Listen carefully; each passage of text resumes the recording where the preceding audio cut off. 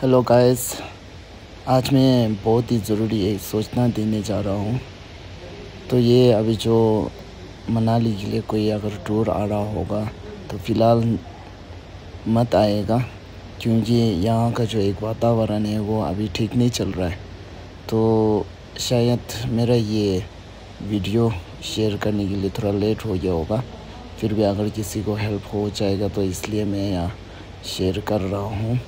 और आप लोग भी ज़्यादा से ज़्यादा लोग को शेयर कीजिएगा।